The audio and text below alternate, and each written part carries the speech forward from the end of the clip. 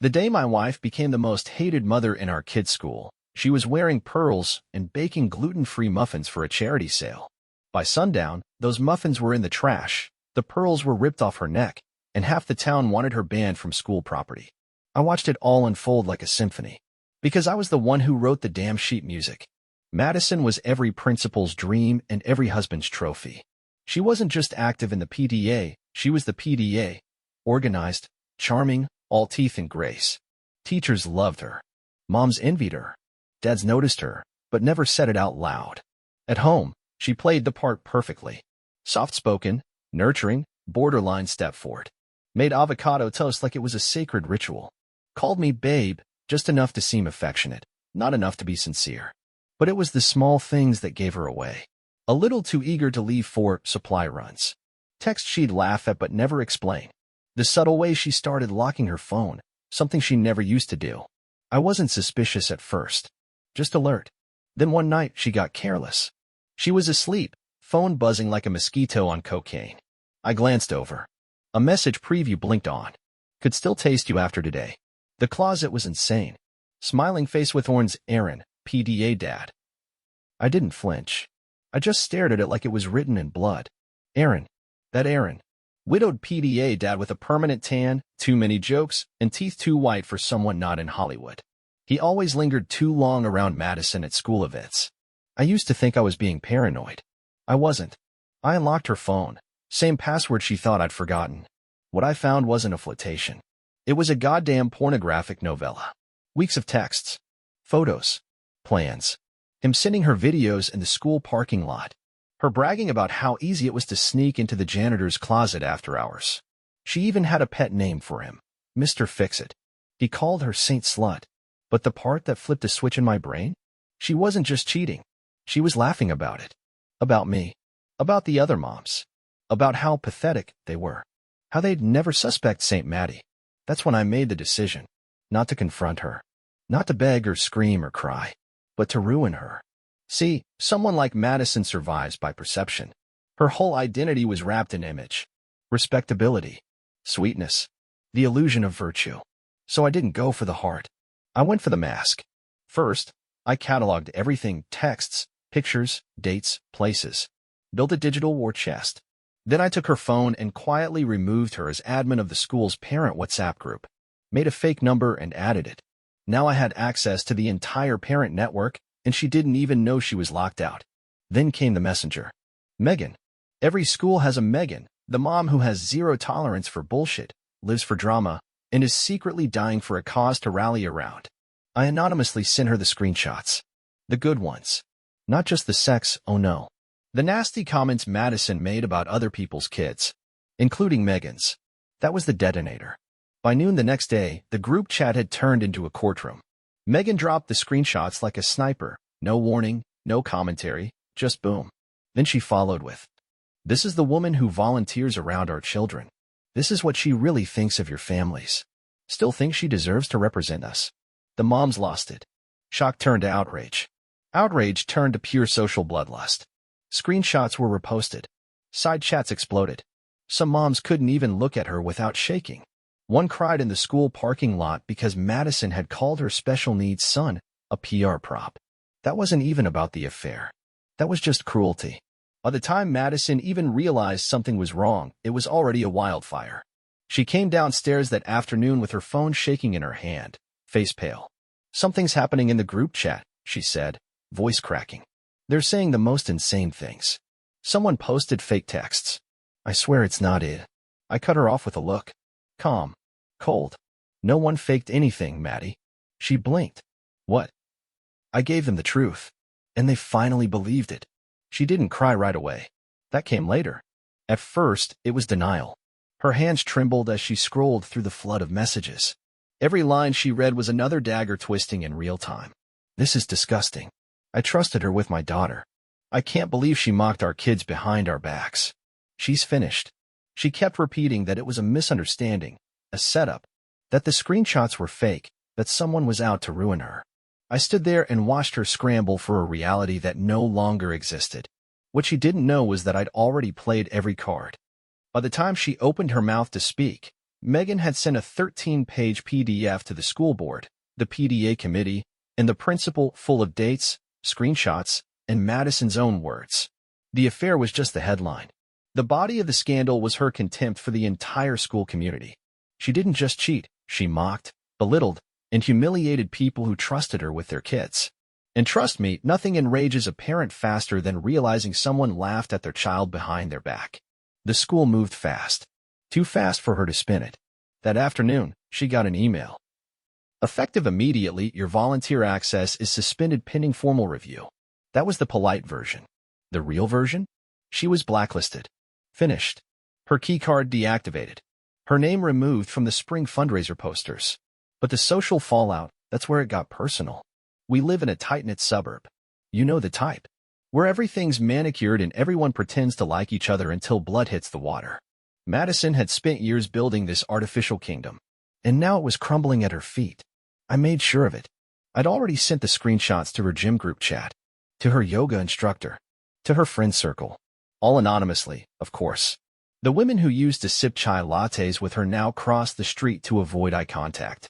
The ones who used to compliment her hair now whispered about her in front of the school drop-off line. The only one who didn't notice the shift was our son, Liam. And that was intentional. I didn't want him dragged into it yet. Not until the storm had stripped her mask off completely. Not until she'd felt the shame burn through her skin. But that didn't mean he was out of reach. No, I was strategic. I picked him up from school that Friday. He was cheerful, oblivious. I bought him ice cream. Took the long way home. Hey buddy, I said, has mommy been hanging out with Mr. Aaron a lot lately? He nodded, licked his cone. Yeah, they're always at school together. Once, I saw them come out of the janitor's closet, and they were laughing really hard. I didn't react. Just smiled. Did they say anything? He shrugged. Mom said they were just fixing the paper cutter or something. Right. I bet. I changed the subject. I wasn't planting poison in his mind. I was just making sure the soil was ready for the truth. When it came out, it wouldn't be a shock. It would just click. Back home, Madison was curled on the couch, a shell of the woman she'd been 3 days ago. The pearls were gone. The baking apron hung off a kitchen chair like a dead flag. Her phone buzzed every few seconds, each notification another blow to her crumbling ego. I leaned in the doorway and said, "You should text Aaron.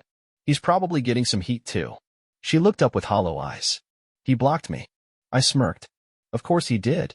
What she didn't know is that I'd already gotten to him too. See, Aaron was a coward. All bark, no bite. A man who thought screwing someone else's wife was harmless fun, until the consequences showed up at his door. I'd sent the same evidence package to his son's teachers, to the school board, and to 3 other moms I knew he'd been casually flirting with. He went into hiding fast, pulled his kid from school, went silent on all platforms. Madison was left holding the bag, alone. The final blow that week came Saturday morning at the farmer's market. Our weekly family routine: coffee, fresh produce, Madison chatting with everyone like a local celebrity. Only this time, no one spoke to her. They saw us coming. I pushed the cart. Liam skipped beside me. Madison walked a few paces behind, sunglasses hiding her swollen eyes. The vendors who used to throw in extra berries for her suddenly had nothing left. Moms she once organized playdates with turned their backs. One dad muttered, "Slut," just loud enough for her to hear. I didn't say a word, just paid for my coffee and walked on. By the time we got home, she finally cracked. In the kitchen, behind a closed door, she collapsed to the floor and sobbed like a broken child. And I stood there, on the other side of the door, listening. No pity, no regret, just satisfaction. Because I wasn't done yet. The Monday after the market silence was the school's spring showcase, one of the biggest events of the year. Art projects, choir performances, hallway decorations, and a packed gym full of proud parents. Normally, Madison would have been the centerpiece. She used to plan every detail of that night: theme selection, decoration setup, snack table, donation drives. She loved it. It gave her power, visibility, adoration. And this year? She was uninvited. Well, technically she wasn't banned, but the message was clear. Thank you for your past service, Madison, but we have enough volunteers this time. She read the email 3 times out loud. I stood at the kitchen island, sipping coffee. They're icing me out, she whispered, like it was inconceivable. After all I've done for them. I didn't reply, just nodded like I understood. What I didn't tell her was that I had RSVP'd for myself and Liam. I had even offered to help set up chairs that morning. The staff loved it. "It's so nice to see a dad getting involved," one said. I smiled. Just doing my part.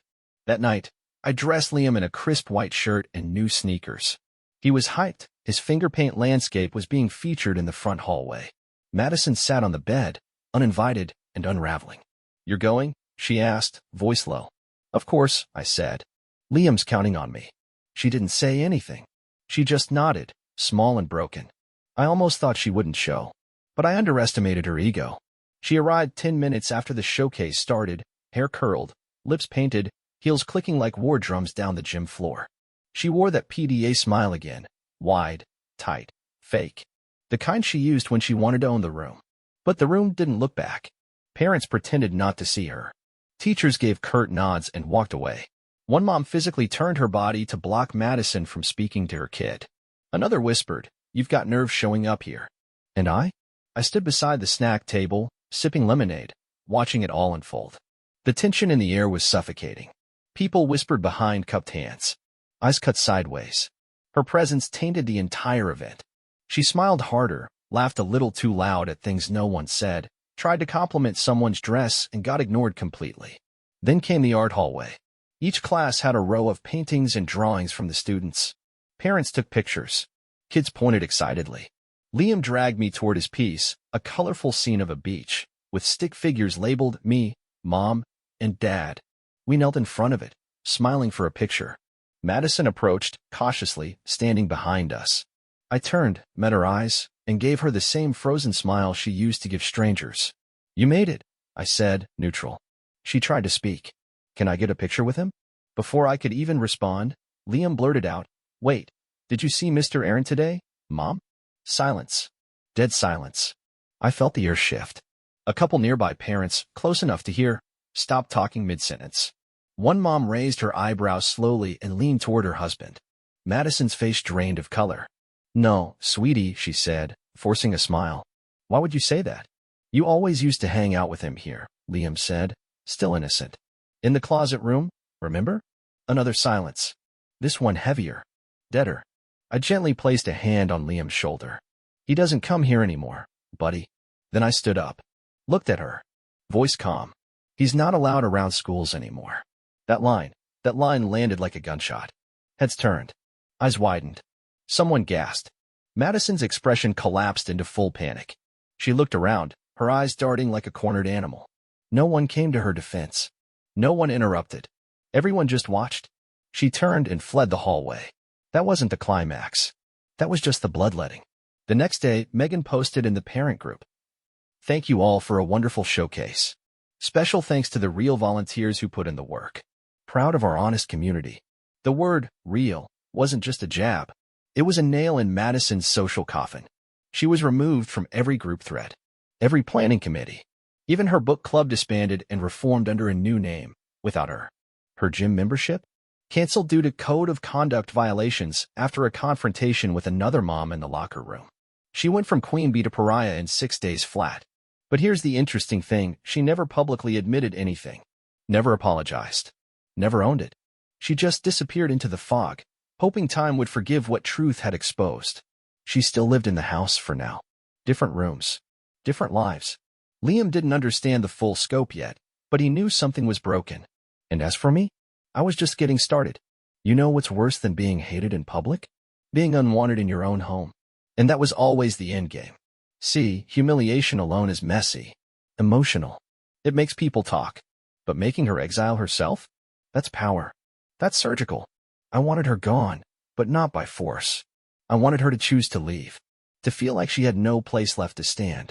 Not in our community, not in our son's life. Not even on the floors she used to mop while humming to herself like she was some domestic goddess.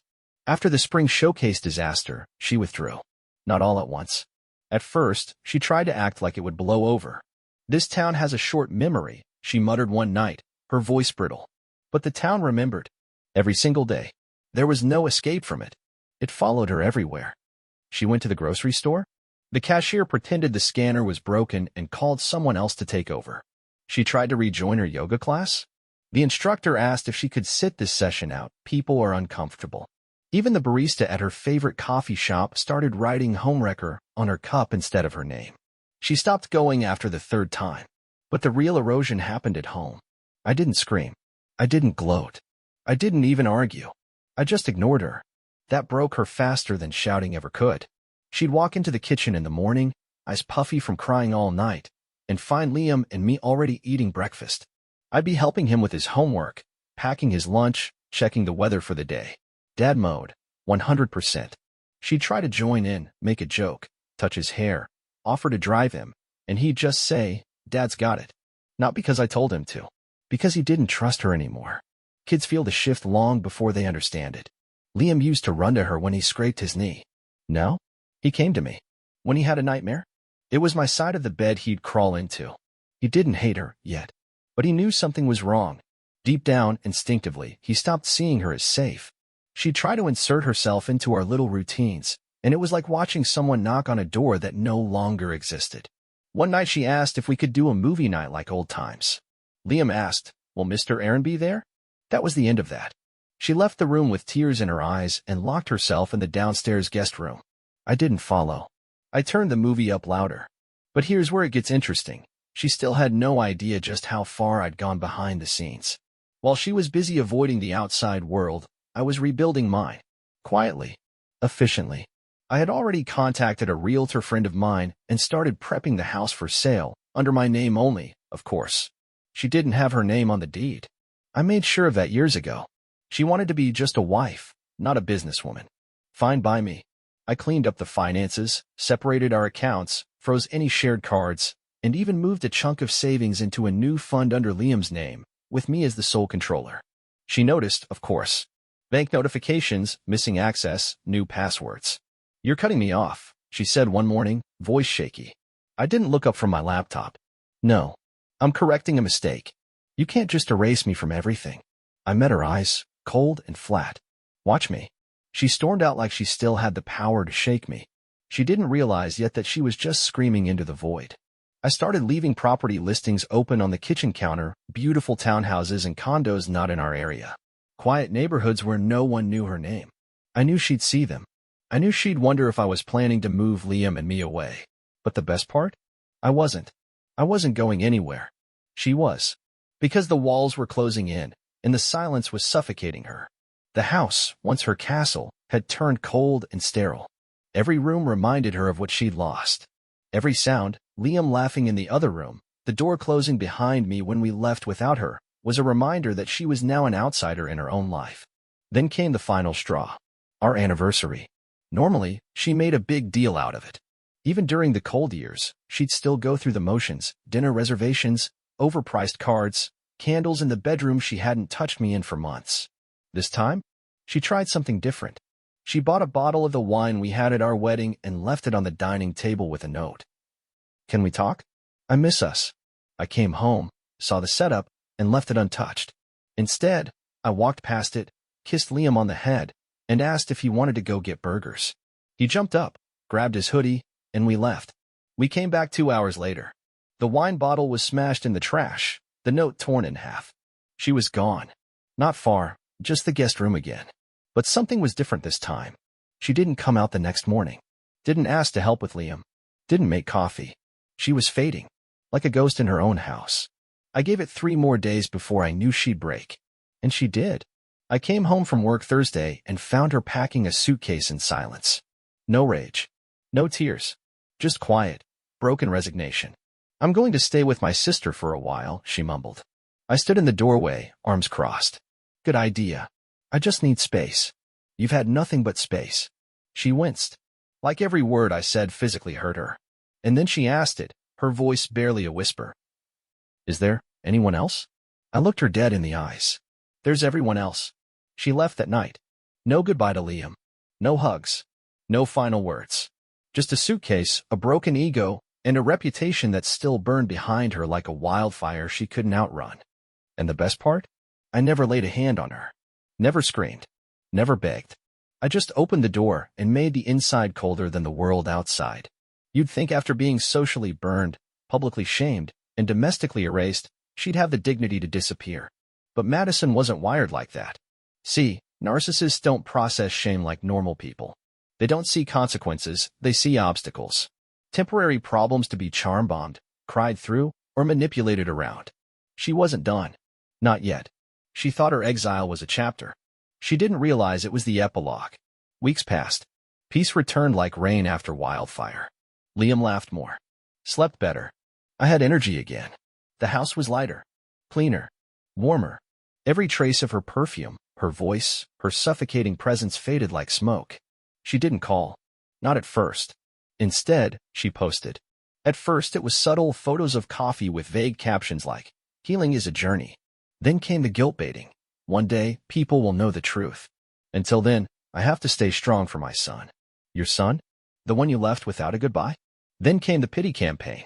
She posted a filtered photo of herself, eyes glassy, no makeup, captioned, "The hardest part of losing your family is knowing they're just living without you." Effortlessly. Comments rolled in from the clueless.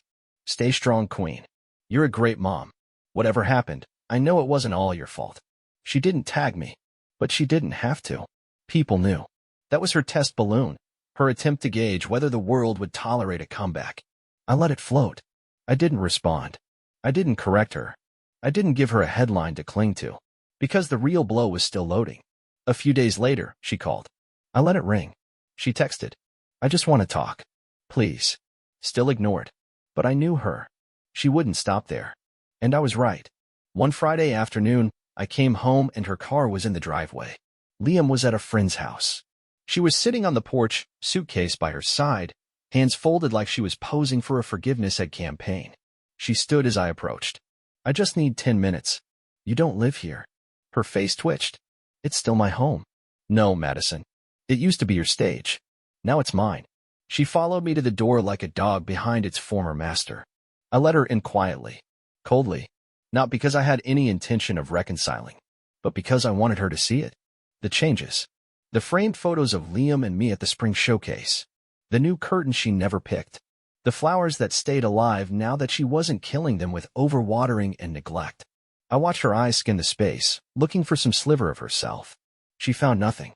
We sat across from each other. I didn't offer her water. She didn't ask. "I've been working on myself," she said, voice brittle.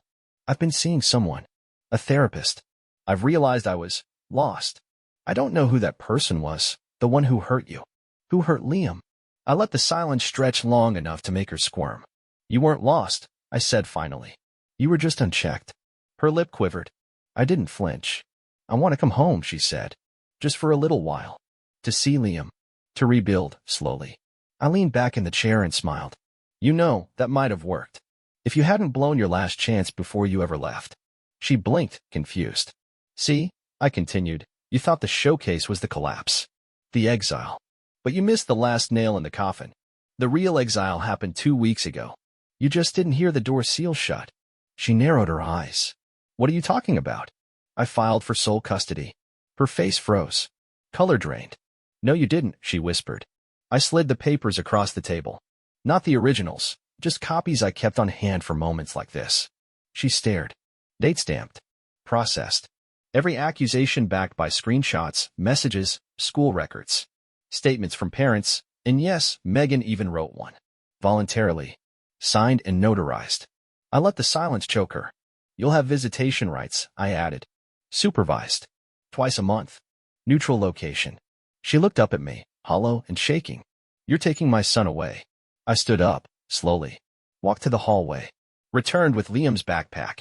Opened it. Inside was a letter. Handwritten. Simple crayon lines. It said, "I want to live with Dad because Mom lied too much and said mean things about other people. I don't like how she talks when she thinks I can't hear. Signed, Liam. Age 7. She read it. And broke. I watched her knees buckle. She clutched the paper like it was a death certificate. Gasped like the air had been stolen from her lungs. "I made one mistake," she choked. "One mistake, and you're erasing me from everything." "No, Madison. You made hundreds of choices. And I'm just cleaning up the mess you left." She sobbed. I didn't touch her. I didn't console her. I just stood tall, steady, cold. Because this was the moment she'd never come back from. Not physically, not emotionally, not reputationally. This was the moment she realized there was no one left who saw her as Madison the mom, Madison the wife, Madison the anything. Just Madison the exile. She left that night. Again. But this time, she didn't leave with a suitcase. She left with nothing. Exile is funny. People think it's loud, screaming, doors slamming, declarations of get out and never come back. But real exile? It's quiet. No announcements. Just a slow decay of relevance. One day you're the centerpiece. The next, you're wallpaper no one looks at. Madison didn't just vanish. She was erased. But the silence that followed? That screamed her name louder than anything else. Weeks turned into months. Her social media presence shriveled. No news stories. No pictures of PTA events. No selfies at the gym. No mother-son park trips. Just occasional, desperate quotes about forgiveness or healing. Clearly aimed at an audience that had long since stopped watching. The only post that got any traction? A cryptic black square with the caption, "They tried to bury me. They didn't know I was a seed." It got 3 likes. 2 were bots. That silence, that irrelevance, it became a prison far colder than anything I could have constructed with words. But she tried. Oh, she tried. Her first play? A new friend circle. She moved across town to her sister's guest house and tried to rebrand herself in a different suburb, different school, different PTA. But reputations travel faster than moving trucks. A mom in the new district recognized her face from the showcase scandal. Screenshots made the rounds again. Moms pulled out of meetups. Her second exile happened even faster than the first. Her sister eventually kicked her out, not because she was cruel, but because she had 2 daughters. Teenage girls who came home one day and asked, "Is it true Aunt Madison broke up other people's marriages at school?" Yeah, that didn't go down well. So Madison did what most narcissists do when the world closes in. She tried to rewrite the narrative. Her next move was a blog. A personal healing journey kind of thing. You know the type. Light beige backgrounds, poetic font, stock images of candles, and rain on windows. She called it Reclaiming Maddie. It had exactly 4 posts. The first one was a soft introduction, full of buzzwords, trauma, accountability, rebirth. The second was a not-so-subtle hit piece on me disguised as my truth. She never used my name, but she described everything in enough detail to make it obvious. The third post was about losing her role as a mother, which she tried to blame on a vindictive system. The fourth and final post? That one was deleted a day after it went live, because she crossed a line. She shared a blurred photo of Liam, captioned with, "I don't know what lies he's being told, but I'll never stop waiting for him." And that was when I moved. See, I'd been silent long enough. I was fine letting her rot in her little echo chamber of victimhood. But dragging Liam into it? Turning her absence into some noble act of maternal martyrdom? No. So I called in a favor from an old friend who worked at the school board. We'd gone to college together, played soccer, stayed in touch. He still owed me for something I helped him bury a few years ago, and he was happy to return the favor. A quiet email was sent to Madison's new school district, flagging her blog and the blurred photo of a minor. A few questions were asked. Someone contacted the school's legal team. Nothing dramatic happened, but just enough pressure was applied that her blog disappeared overnight. That photo? Gone. The entire domain. Taken down within 24 hours. Madison never posted again. That wasn't the knockout. That was just the correction. The real damage had already been done, months earlier, at the spring showcase. And now it was living in the minds of every parent who saw her as a warning, not a person. Madison became a ghost story told at parent meetings. A cautionary tale for new volunteers. Don't be like Madison. Some said she moved states. Others said she tried to change her last name. I heard she even joined a church group and attempted to start over as a repentant soul. But her old photos, those screenshots, that one post from Megan still floating around Reddit, they always found her. Because the internet? It doesn't forgive. It archives. Meanwhile, life without her wasn't just better, it was effortless. Liam thrived. His grades improved. He started playing soccer, made new friends, asked fewer questions about her. The silence around her name became normal. At some point, it stopped being, "When's mom coming back?" and became, "Do you remember when she used to come to games?" I made sure he had structure, discipline, and presence. Every drop-off, every pickup, every parent-teacher meeting, I was there. Not just physically, present, invested. His teachers pulled me aside once to say how much he'd grown emotionally in the last few months. He's resilient, they said. No, I corrected. He's free. And me? I wasn't bitter. I wasn't angry.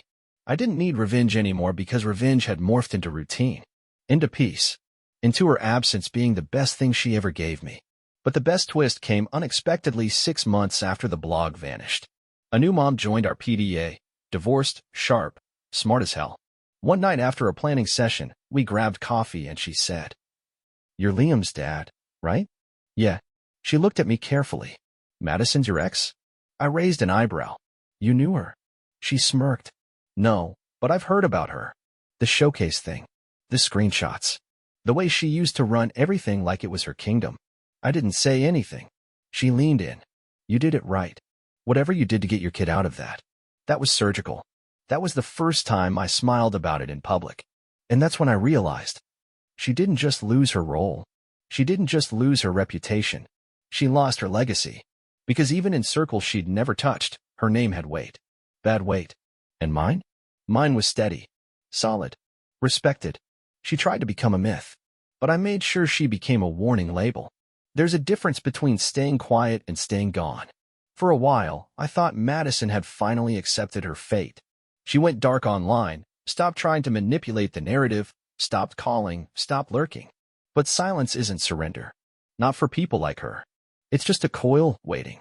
And I should have known she'd make one last play. It started innocently. A certified letter from a family therapist. I opened it in the kitchen while Liam worked on homework at the table. Inside? A request for reunification therapy. Madison wanted to repair the maternal bond. No court order. No legal grounds. Just a request. Wrapped in fake clinical language and cloaked in empathy. But I knew what it was. A probe. A test balloon. A fishing line cast into my piece, hoping I'd bite. I set the letter down. Walked over to Liam. "Hey, bud," I said casually. "You ever want to talk to your mom again?" He looked up, serious. "No. She lied too much. She made you sad." I kissed the top of his head. That was all I needed. But Madison wasn't done. A week later, I got a call from Liam's school. Apparently, someone had tried to drop off a gift bag for him, unauthorized. The receptionist said the woman claimed to be an aunt. The school didn't buy it. They knew. I made sure they had Madison's photo on file. She wasn't listed as an emergency contact, she wasn't cleared for pickups, and she damn sure wasn't authorized to leave things for him. They turned her away. But I asked them to hold the bag. I wanted to see it. When I picked it up, I opened it in the car. Inside? A plush toy Liam had when he was a baby, one she'd kept after she moved out. A framed photo of the three of us from 4 years ago. A note in her handwriting. "I miss you every single day. I hope you're safe. I'll always be your mommy." And tucked at the bottom? A burner phone. Brand new. Charged. One number programmed into it. Mom. My hands tightened around the steering wheel. She wasn't trying to reconnect. She was trying to recruit. Trying to go around me. Behind me. Through my son. She wanted an emotional breach, one opening, one late-night curiosity, one moment of a child wondering, what if she changed? That's when I knew. It was time to finish her. I called my lawyer, not to sue, not to escalate, but to document. To make sure everything she tried was now part of the official record. Harassment. Boundary violations. Attempted contact through unauthorized means. She'd already been warned once by the school. Now they filed an internal incident report. That goes on record. It's not criminal, not yet, but it builds the case. The next time she tried anything, she'd be one police report away from a restraining order. But that wasn't enough. I needed her to know that this wasn't a negotiation, that there was no backdoor into my son's life. So I sent the phone back without a word. No note. No explanation. I used a courier, signed receipt required. Let her feel the silence. Let her unpack what that meant. 3 days later, I got the email. Subject line, please. Just once. She wrote a full page. Said she was working on herself, had been clean and sober, which was new to me. Apparently she'd picked up a wine habit post-divorce. Said she had a stable job at a nonprofit now. I later checked. It folded 2 months after she got hired. She begged to just see Liam. Even for 5 minutes. Even from a distance. She ended the email with, "He deserves to know I tried." And that was the final mistake. She didn't realize how much I documented.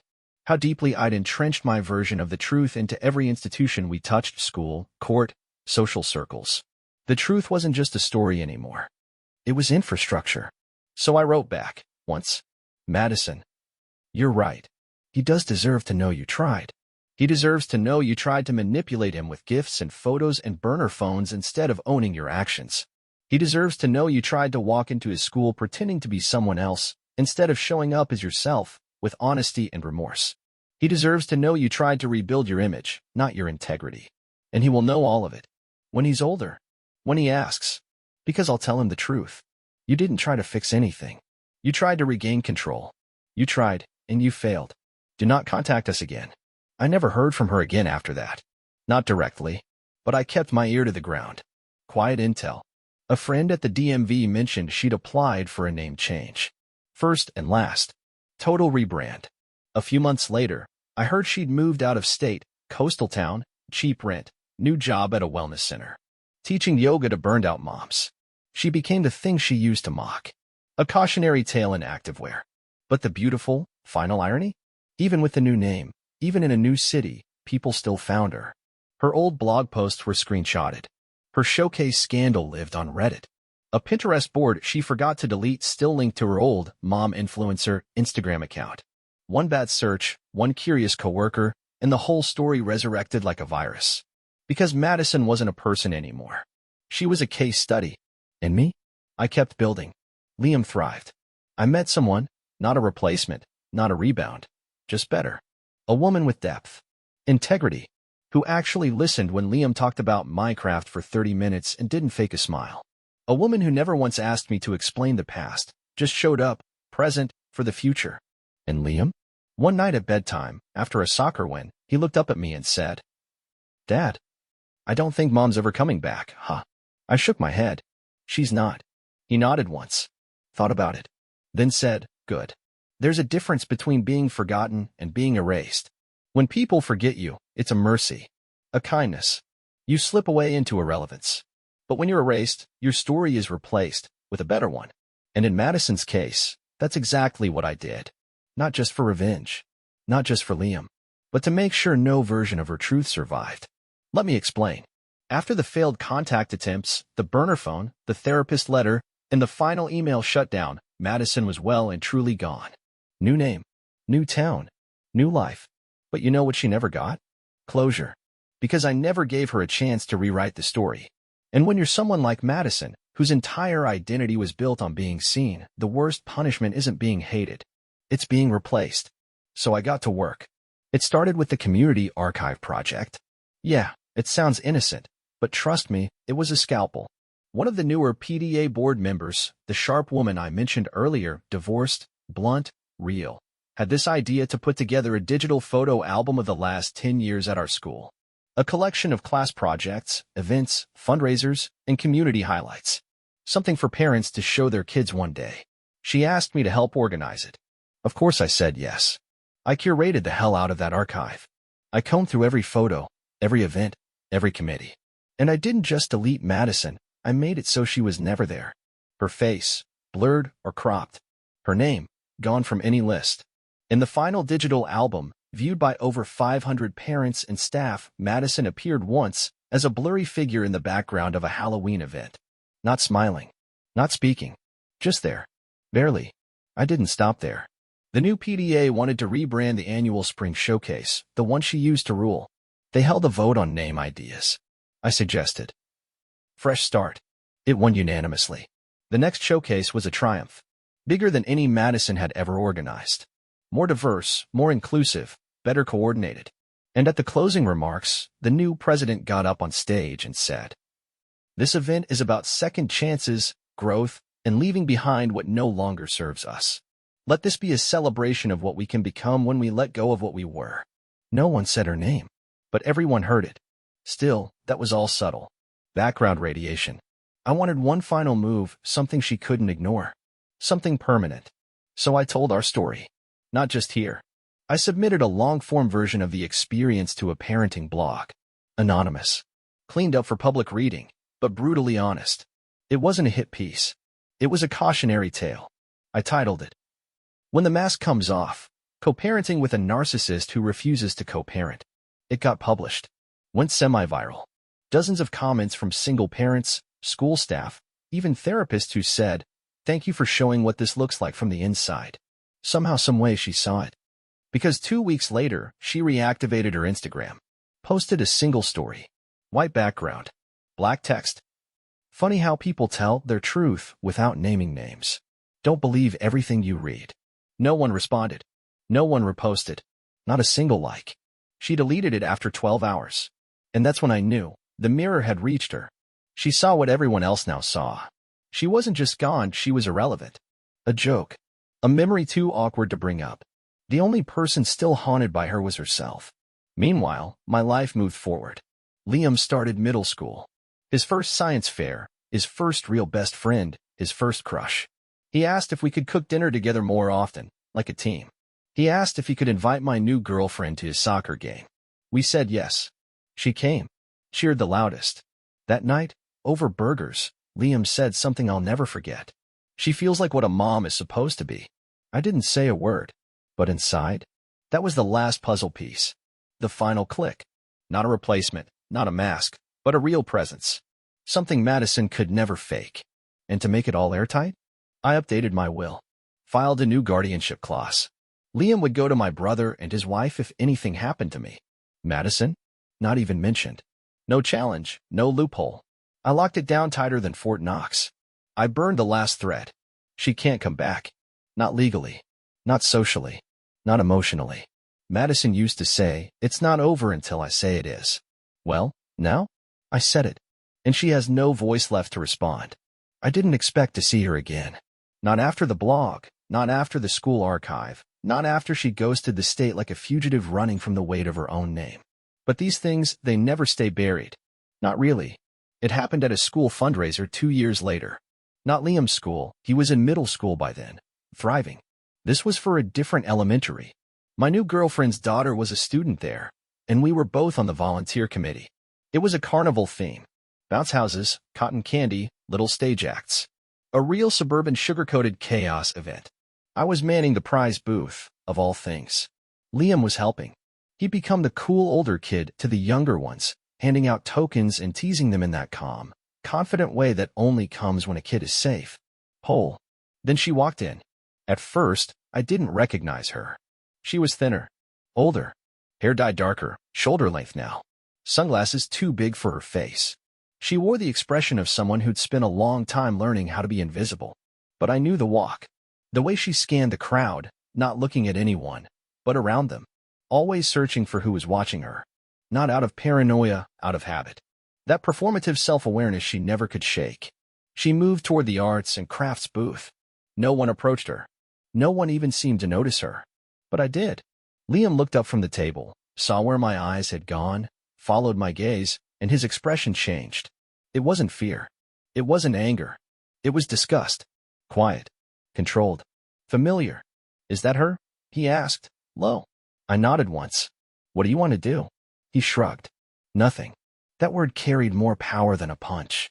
So we watched. She tried to blend in. Walked slowly around the booths, nodding at displays, pretending to browse.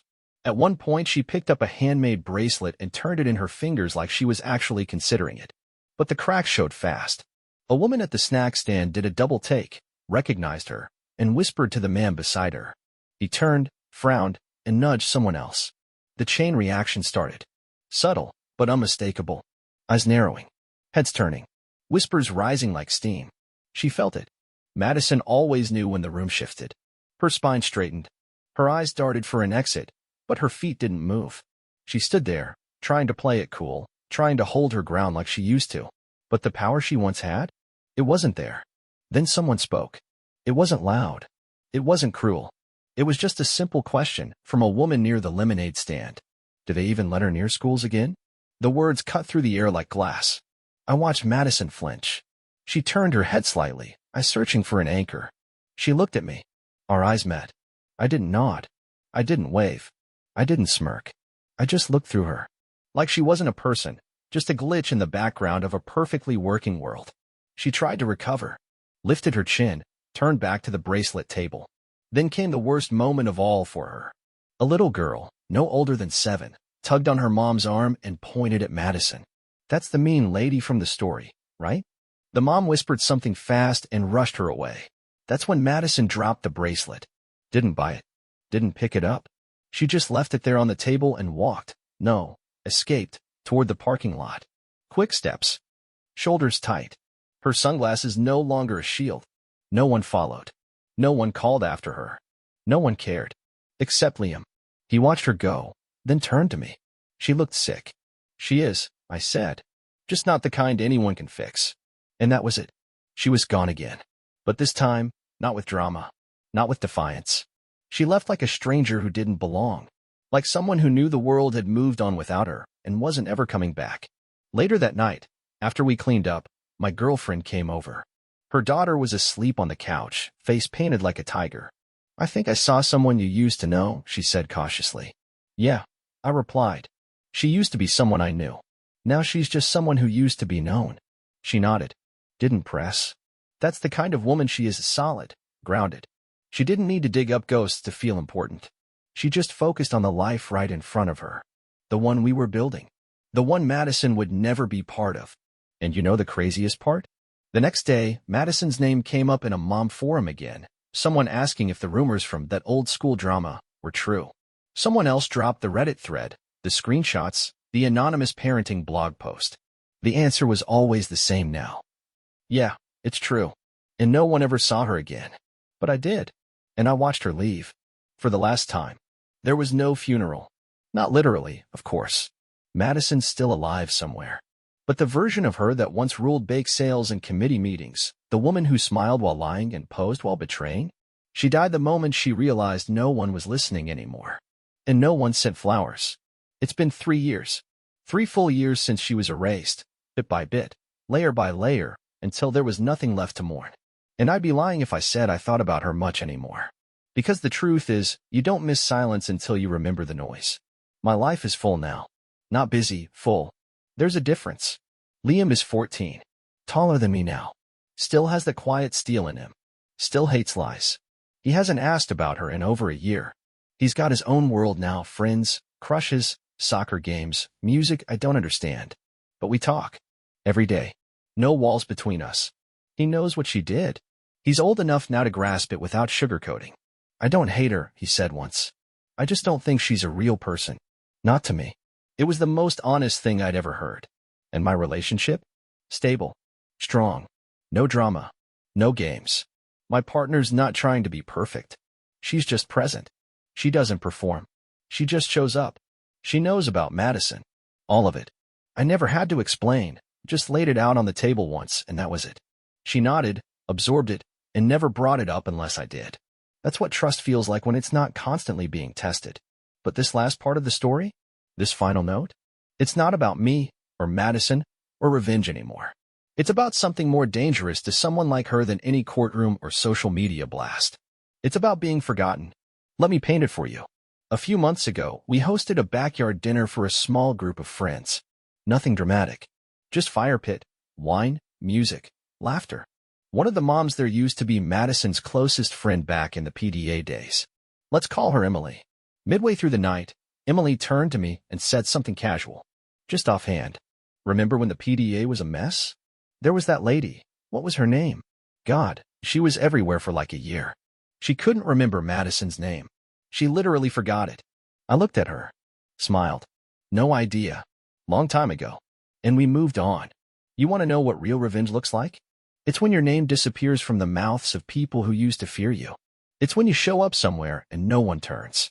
It's when someone mentions you and it's followed by, oh, them. Anyway, that's the kill shot. Because Madison's worst nightmare wasn't being exposed. It was being irrelevant. Let me give you one more piece. One final nail in the symbolic coffin. There's a new mom at Liam's school. Young. Energetic. PTA material. She reached out to me last month, asked if I'd be willing to give her tips on organizing this year's spring showcase. Said she'd heard I used to be involved with some dramatic stuff back in the day. I met her for coffee. Told her everything. Honestly. No malice. No bitterness. Just the facts. Her eyes widened a few times. Shocked. Intrigued. Then thoughtful. At the end of it, she said. So you actually got out of it all. You won. And that stuck with me. Because yeah, I did. Not just by getting custody. Not just by destroying her reputation. Not just by turning the world against her. But by building a life so peaceful, so whole, that she couldn't follow me into it. She tried to kick down the door again and again, but I didn't just lock it. I rebuilt the house somewhere she couldn't find. And now? She's just a story. One parents whisper about when warning others. One teachers remember as a bad example. One Liam will reference someday when explaining why honesty matters more than charm. But for me, she's nothing. A silence. A flicker. A lesson. The kind that doesn't leave scars, just clarity. But let's be real. The best revenge was never the exposure. It was never the screenshots.